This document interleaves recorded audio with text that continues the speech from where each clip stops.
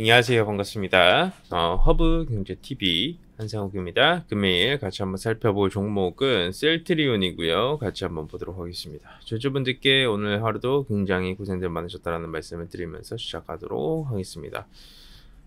전체적으로 시장 자체는 굉장히 좀 흥미로운 하루였습니다. 왜냐하면 미국 증시는 너무나도 좋았죠. 미국 증시가 너무나도 좋았는데 대한민국 증시의 경우 갭상승을 조금 보여주고 난 뒤에 변동폭을 보여주고 코스닥 시장은 빠지고 코스피 시장 또한 마찬가지로 음봉으로 내려와주는 그런 하루였습니다.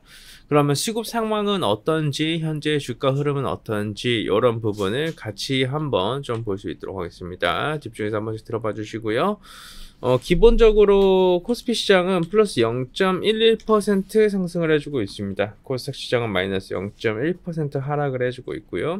미선물은 0.64% 상승을 해주고 있습니다.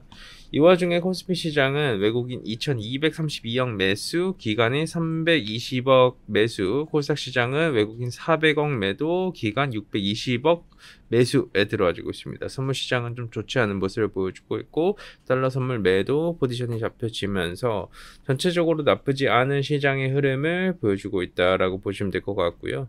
이게 우리가 우려했었던 것들이 좀 있지 않습니까? 결국 이제 대외적인 이슈의 악재가 어느 정도 더 이렇게 시장에 반영이 될 것이냐 이런 부분이 좀 중요한 맥락이었었는데 금일 시장을 딱 봤었을 때에는 뭐 추가적으로 뭘 하든 시장에 그렇게 드라마틱한 타격을 주지 못하는 그런 모습을 보여줬어요. 여러분들도 눈으로 보고 느끼실 겁니다. 그렇죠? 이 전쟁 관련된 이슈가 1차적인 재료 소멸이 나와줬다라고 해석을 하시는 게 맞아요. 예, 그렇기 때문에 그나마 지금의 현재 흐름 매우 저는 시장의 흐름 자체는 바닥을 이제 저점을 잡아주고 어느 정도 포지션을 다시 한 번 더 위로 보여주고 있다 정도로 보시면 될 것 같고요. 이 와중에 셀트리온은 굉장히 좋은 모습을 보여주고 있습니다. 오늘 플러스 5.63% 상승을 해주고 있고요. 프로그램 매도는 45,000주 정도 나와주고 있으나 기관들의 굉장히 적극적인 매수 유입이 들어와주면서 바닥을 잡아주고 있는 모습입니다. 기타 법인, 연기금, 투신 할 거 없이 강한 매수 유입이 들어와주며 버텨주고 있는 모습이 명확하게 보여주고 있고 셀트리온은 이거죠. 오늘 2차 전지가 완전히 작살났습니다. 그러니까 2차 전지가 완전히 올라가질 수 있을 만한 그런 여건도 아니었고 2차 전지는 그냥 작살이 났다. 이게 사실 에코프로비엠 실적 관련된 이슈가 나오죠. 적자 전환한다. 적자 전환 될 수 있을 만한 가능성에 대한 언급이 나와주고 난 뒤에 그냥 맥을 못 추고 있고 죽어버렸습니다. 그러면 시장이 그러다 보니 죽어버릴 수밖에 없는데 결국 2차 전지를 대체할 수 있을 만한 수단이 명확하게 필요하거든요. 그러면 시장에서는 이걸 대체할 수 있을 만한 수단의 섹터는 바이오하고요. 반도체밖에 없어요. 최근에 반도체가 굉장히 셌고 실제로 반도체는 어느 정도 뭐 업황 턴어라운드 기대감도 명확하게 있었었고 대외적인 이슈도 굉장히 좋았고 미국 증시에서도 관련 기업군들 실적도 굉장히 좋게 나와줬으며 투자 또한 마찬가지로 적극적으로 이루어지며 빙하기는 지나갔구나 라는 그런 기대감이 있었습니다. 그리고 굉장히 중요한 인간 지표라고 하는 개인 투자자분들이 반도체 숏을 외쳤죠. 그러니까 바로 반등이 나와주는 모습이었고 이제 오늘 같은 경우에는 2차 전지 급락이 너무나도 강하다 보니까 반도체 하나만으로는 지수 방어가 좀 어려웠다라고 느껴지고 있고요. 그러다 보니 자연스럽게 바이오 쪽에도 돈이 들어와줬다.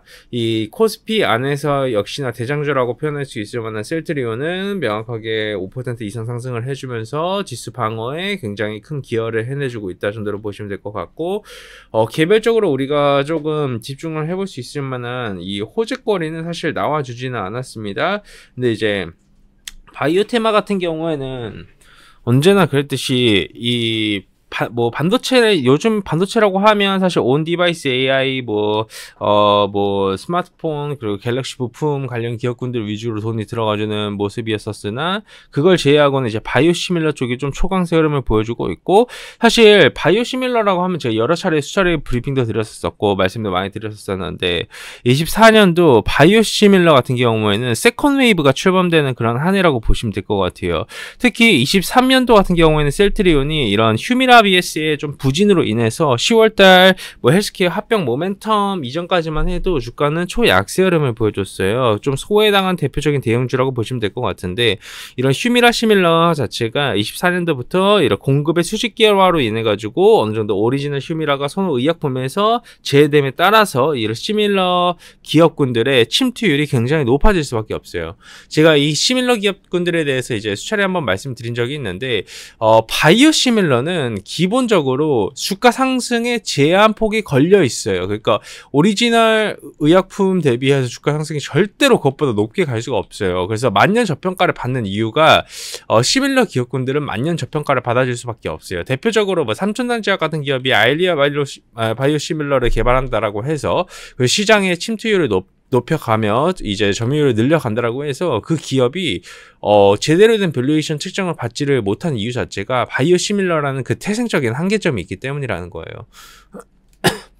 예, 그 태생적인 한계에 대한 이해를 못하시는 분들이 있으신데 제가 쉽게 설명을 드릴게요. 이거 인종차별 발언은 아닌데, 흑인들은 수영 선수가 없어요. 왜 그런지 아세요, 여러분? 흑인은 물속에 들어가면 가라앉아요. 뜨질 못해요. 그래서 수영 선수를 못해요. 그렇기 때문에 태생적인 한계라고 표현을 합니다. 바이오 시밀러 기업군들의 태생적인 한계는 굉장히 명확해요.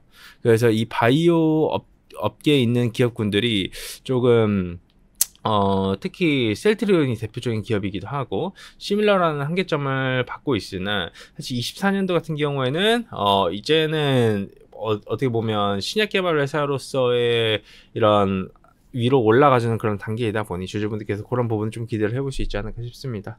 좋습니다, 여러분. 수고들 많으셨고요. 여러분들 저희 허빙지TV 주도 추첨을 꼭 받으셔야 돼요.